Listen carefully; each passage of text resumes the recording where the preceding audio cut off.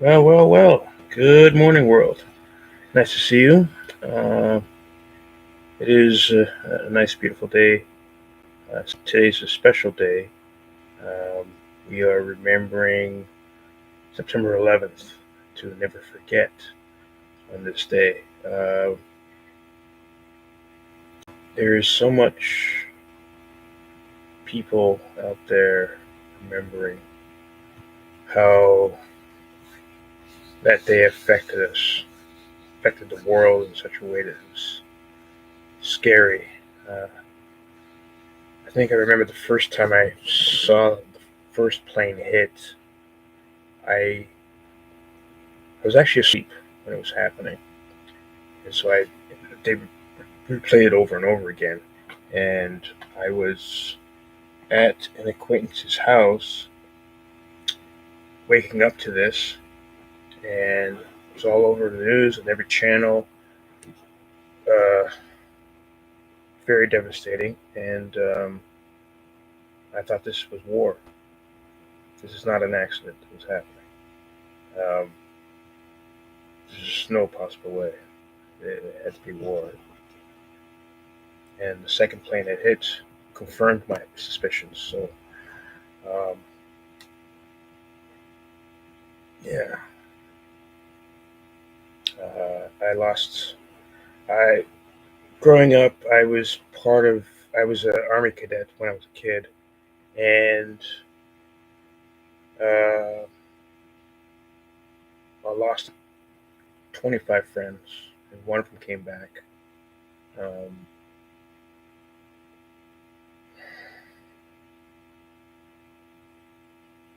there's so much.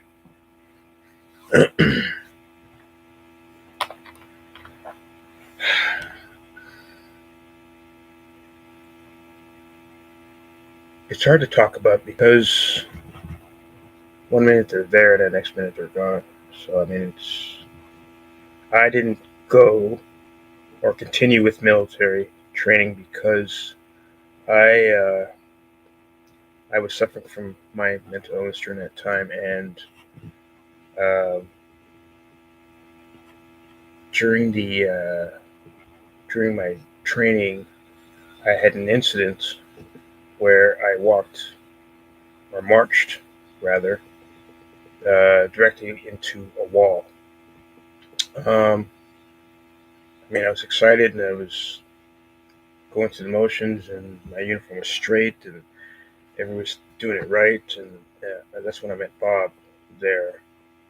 Um, he was there joining the militia, Canadian militia. So, um,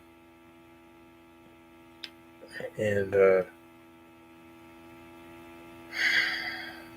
he's the one that helped me with my uniform, making sure my badge and my cap was aligned, my buttons were aligned, my uniform was straight and properly um, put together, and we had become friends ever since. Um, and all those people I kind of grew up with during that time, doing the drills and such. Years later, eventually went over and was in Afghanistan and fought that war with the Americans. And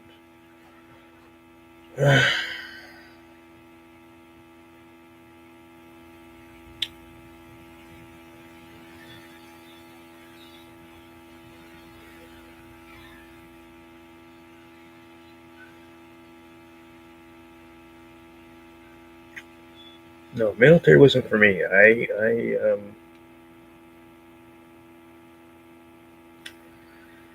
Hmm, I thought I could talk about this, but it's hard. It's hard to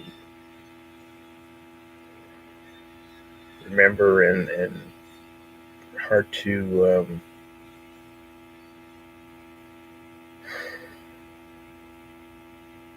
fathom what it would be like for me to be there fighting. I was never really a big fan of guns, and but if I have to defend myself, I will do that.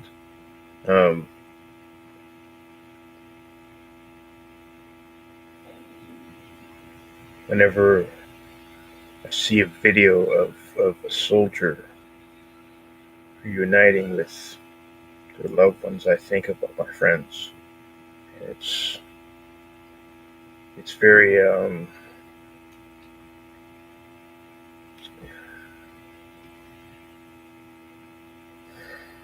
well, you know how it is.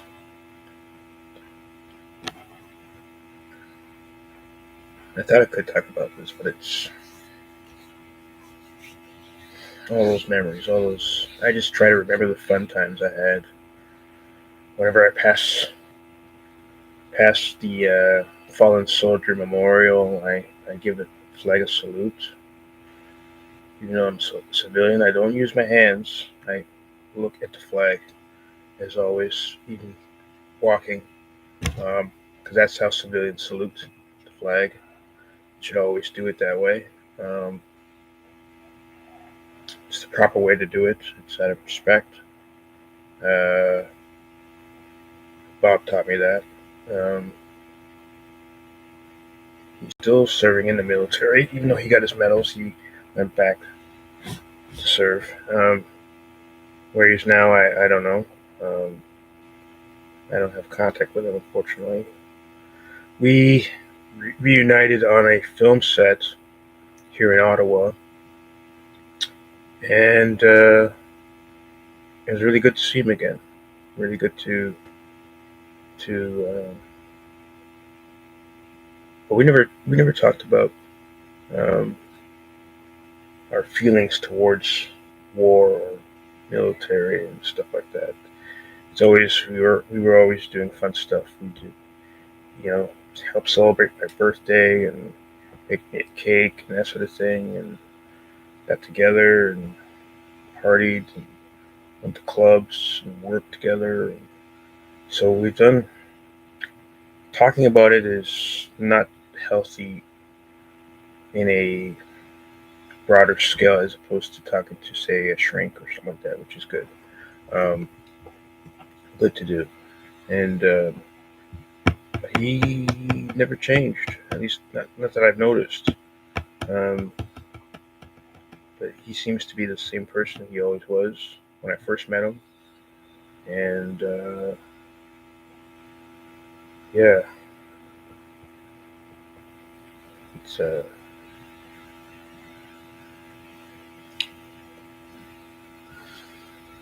I have my own little war, the brain. When I was first signing up, uh, I mean, I didn't want to be there. I went there because my mother felt that I needed discipline, whatever that meant. Um, and put on the uniform and thought I had it on right. I mean, I knew how to put on a suit, so this was a different kind of suit. But your medal from up here, the emblem and whatnot has to be fully aligned with your nose and your chin and the buttons on your jacket to your zipper. It's got to be that aligned. Um, I I think I had a billion things to talk about, but I mean, I just wanted to address that I will never forget. I always salute. And uh, when I was learning to march, I mean, I at first I stumbled. I fumbled my feet and couldn't. I mean, I knew about face and right face and left face, but I just stumbled the whole time until I met Bob and he helped me with my jacket. I felt really good. And what had happened was I, if I can remember exactly, I was in the lineup. I was in the far right, and there was a brick wall where stationed at was at Wilson and Dufferin in Toronto. There used to be an army base there. They tore it down years ago. I'm not sure when. Um, But I was in that base, and there was a red brick wall on one side, and everything else was like wood, furnished up real nice. And there was like half a stairwell on the wall. Um, and I heard the drill sergeant say, "Right face." So I turned to the right, and I'm leading the march, and I'm marching. And just as I turned right, or as we turned right, rather, um, he gave an instruction to march. And generally, when what's interesting is that I, I mean, if you drop a pin in that base, you could hear it echo. So I should have been able to hear the drill sergeant. Um, but I heard him once, but after that, I didn't hear him. So I was having having issues with my hearing, which was really weird, and I couldn't hear him. And I kept marching, and I'm thinking to myself, does he want me to march into the wall? What? I mean, like, should I stop in position, or do I know when to? I didn't stop. I kept marching, and I hit the wall face on, um, and actually brought like two or three other people in the wall with me. Um, Bob heard that story, and he didn't believe that it was me, but I told him, I said, yeah, that's exactly what happened. So I told him it was a short time after you helped me with my uniform. So uh, when I told him the story, he was like, I heard this story, but that was you? I said, yeah. He was like, well, why would you do that? And I said, well, I have mental illness. So um, I basically told him what I told you guys, and he just, it fulfills his answers. I mean, but I left that day. I dusted myself off. I got up in a nonchalant mood, and I just dusted myself off, and um, that was it. That was history, for me at least. Um, but some of those people that were there went on to fight in Afghanistan and whatnot, and help the Americans win the war on terror, and lost their lives. Some came back not so good, and but as far as I know, he's the only one that survived out of that group. Um, I am actually proud of him for protecting our lives, and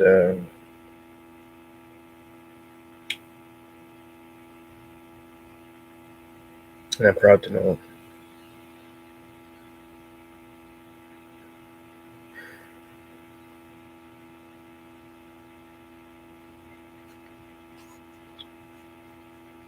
But no, I, in a way, wanted to serve my country a different way. Um, Through the years, I don't like war. I'm not saying there are people out there that like war. Maybe they are. I don't know. Um, but I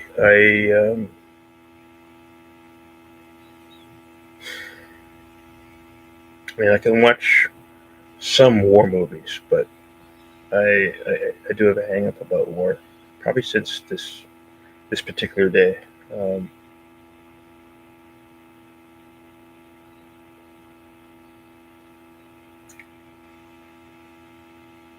I think we all have some connection.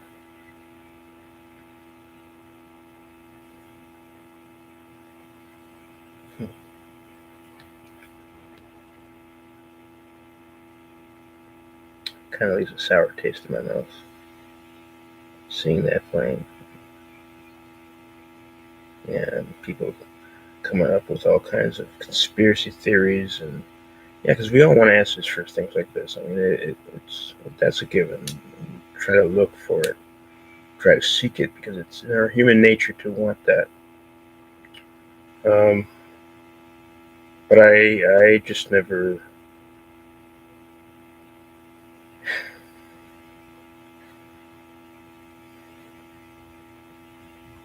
I just never. I never really liked violence and stuff like that. It just doesn't sit well with me. I mean, I have been violent, but it was for me. It was beyond my control because of my illness and my short attention span and whatnot. And I was just fighting a different war with myself. So I mean, it's different for me. Always being afraid of being aggressive and violent with people. I didn't get into a lot of fights. But over the years, I got better with my state of mind and my level of control, and uh, so I'm really happy with myself. Um, and art was always something that I wanted to do from an early age. So it was not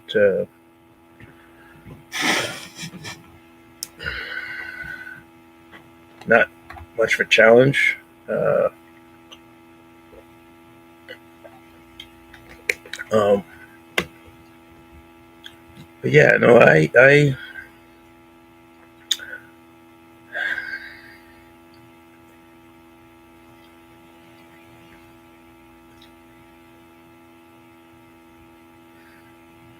I always look for different ways to satisfy the beast from within, and I just never really gravitated to war. Learning the history of war,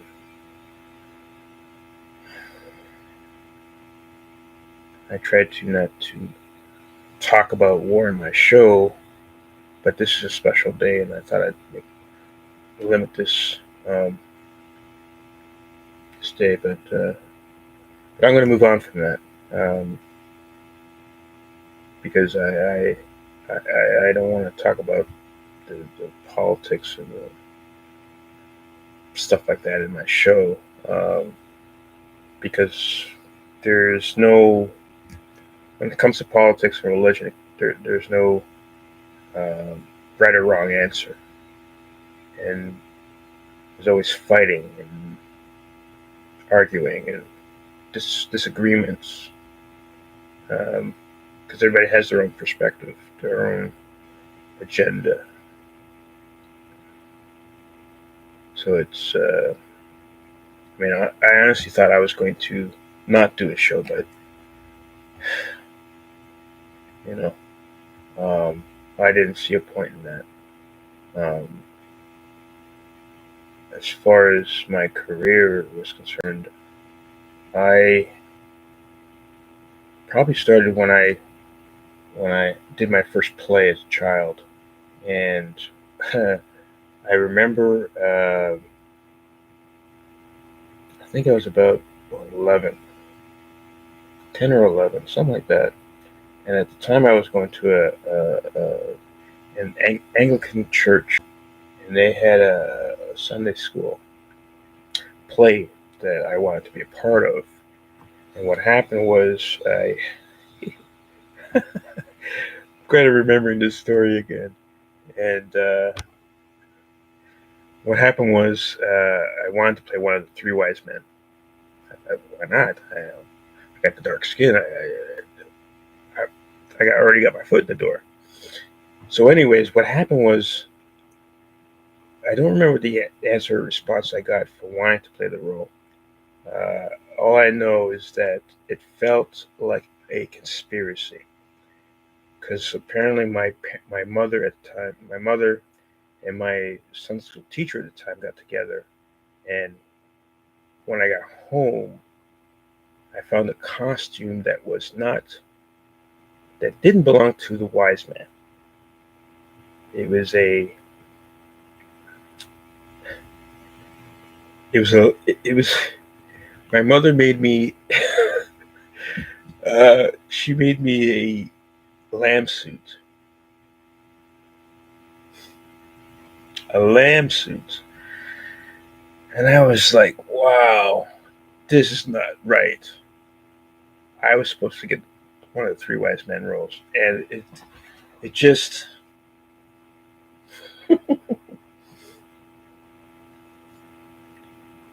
so I said, okay, fine.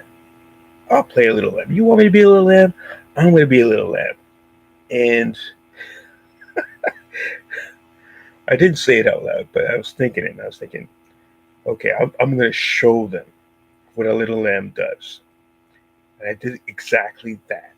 I literally walked like a lamb, sounded like a lamb, and my intention was to ruin the show. So I didn't get the role. I didn't get the part.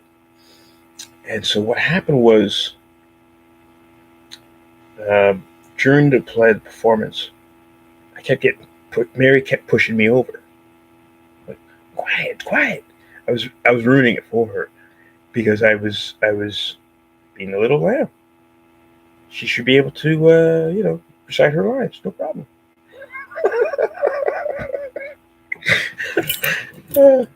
But somewhere out there in the world, someone has that video. Um, I know this because her kids, when I found out years ago, she told me that her mother recorded the show, and the thing was about it, the experience was whatever I was doing at the time, the audience loved it. The audience loved it, and I remember them laughing and just, I mean, it was a full house, and people were talking about it. After the show, I was no longer Joka Shakur, the quiet kid. I was, that's the guy who did the performance. Anybody and everybody either knew me or didn't know me, knew me after that show. I generated a fan base as a child.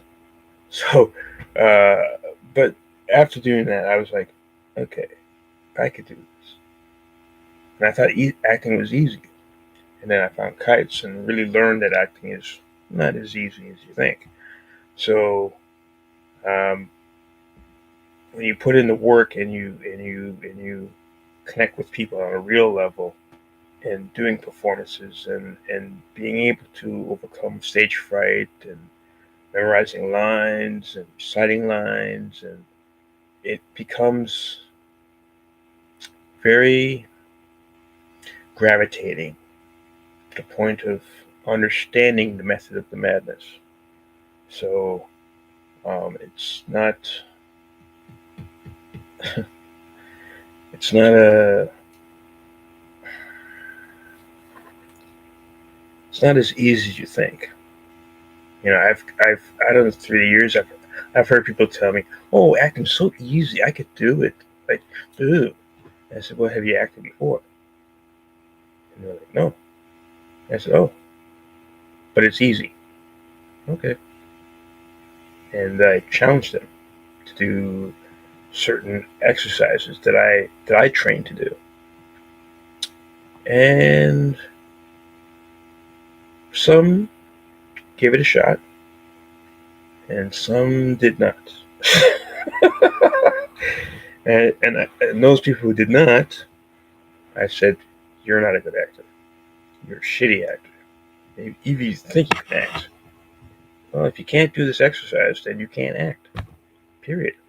Because acting is about letting go of your fears and then projecting whatever story or whatever out to the world." So, uh, yeah, I mean, don't get me wrong. I was in their shoes and thought I knew everything about acting. Well, how hard can it be? You know, but I was naive to it until I actually learned at an early age that it's not as easy as you think. Because I mean, look at the stunts some of these actors do. I mean, if I had a fear of heights, uh, even if I'm attached to a wire secured line, no, I don't know if I'm afraid of heights now. I do know that my brain chemistry changed.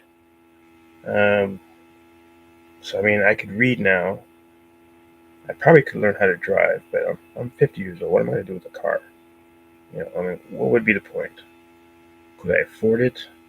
Would I have to get another job to afford it? There are a lot of things to think about, a lot of variables. But I honestly don't know. Um, but no, acting's not easy. Uh, and the thing is, if you're trying to get in the business to get rich or something like that, you're not going to make it. That's reality. That's the reality that me and my colleagues face every day. Um, so having another job helps if you want that. Um, Not that you have to, but you can. Um, and and it's not about ego because everybody I've met in this industry is an equal. That's how this community works.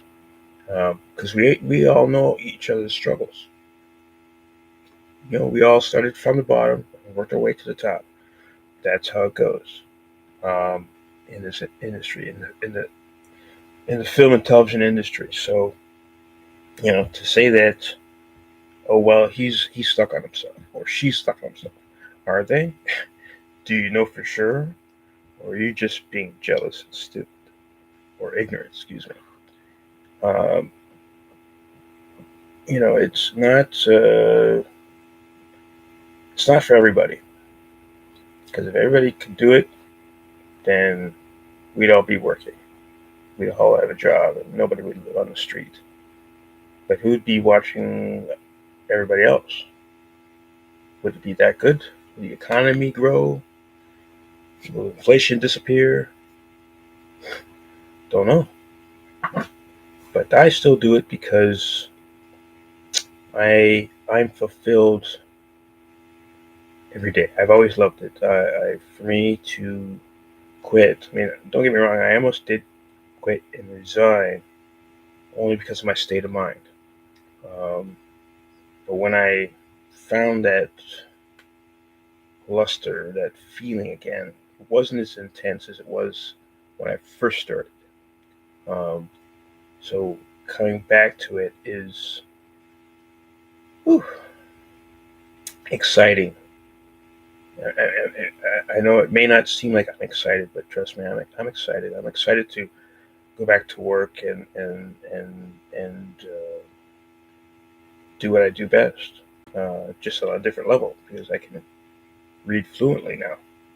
I mean, before I was doing background and stand-in work, which helped pay the bills and save some money. Um, of course, I had other jobs and always had money, and it was financially I was never in a bad spot, especially from where I started from. As far as living in a group home and living in shelter, youth shelter, excuse me, um, and starting my career from that point, finding kites, and finding all these different resources, and being taught by professionals. Um, so I learned quite a lot in my years, um, and I've learned to adapt very well. Um, if I could write, I'd probably have my own house and car. I probably would, most likely would, because then I'm expanding my my experience as far as this industry is concerned, and I'm, but I don't have those skills. I never, like I said, I mean, reading's essential and fundamental, um, and I never really gravitated to poetry. So rapping is not my thing, and so it's not a it's not a it's not a priority. I want, but I do have an opportunity coming up to do an independent short film. I'm sure the role's gonna be small. Um, I'm pretty sure it is. But either way, it's a stepping stone. And utilizing a site like YouTube enhances what I do offline. So for me, it's generating an attention to get myself out there as an artist, but at the same time to educate others about my journey and what my illness has done to me and my family and my friends and etc. So it's an extension of my craft, my well, it's an extension in some kind of way. Um, and I mean, I would love to get 1,000+ subscribers in here and be a little more interactive and whatnot. Um, I mean, right now I'm just talking to whoever's listening and not seeing anybody in my show is kind of okay, I guess. But I mean, it is what it is for now. YouTube is trying their best to fix the Canadian version of YouTube, and I mean, I wish I could read your comments and see you come in and interact with me and get to know me, and I get to know you, and we just converse. It makes it more fun. Um, but I mean, as far as someone had asked me, why would I share this side of me? Because I want people to understand what it's like from my perspective, what the illness does to you. Learning from a doctor will give you more detailed information. I'm still learning as I go. Um, I'm still working on my memory, so reciting a book, I couldn't be able to do that for you. I wish I could. Um, but I mean, sharing my experience and rebuilding new experiences and trying to get back into the mainstream film industry is a challenge that I'm willing to step up and try and accomplish. And um, yeah, it's a lot of work. And making a transition back into the fold of working, period. It's it's a slow and steady pace. It's not like you just dive right in. I I basically took my time coming back to this and thought to myself, do I want to have a job on the side versus acting? Well, financially, I don't have to. So, um, but doing this with YouTube works. Do I plan on going to No. I'm 50 years old. Um, I'm at a point where retirement's like right around the corner. Who knows? I might not even retire after 65. I might just continue with YouTube, continue with film, and go from there. Um, but to share this side of me feels good. You know, can people hurt me with this information? They probably can make something up. I wouldn't doubt it. But the question is, why are they doing it? Why would they want to do it? Probably to make a name for themselves, right? Yeah, that's kind of like the whole AI thing. It's why we're striking against it, or at least those in the union are striking against it. I'm just supporting the cause, even though I'm not part of the union. Um, yeah, so